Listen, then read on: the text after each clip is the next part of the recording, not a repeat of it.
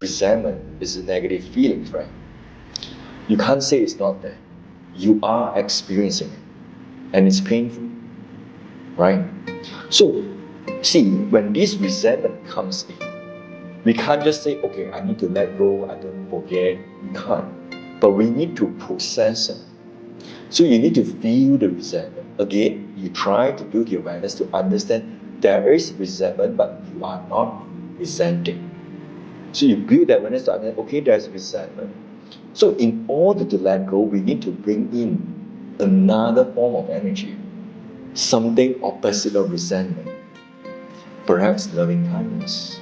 So when resentment starts coming in, you need to consciously bring the memory of what you have felt, love, compassion, gratitude.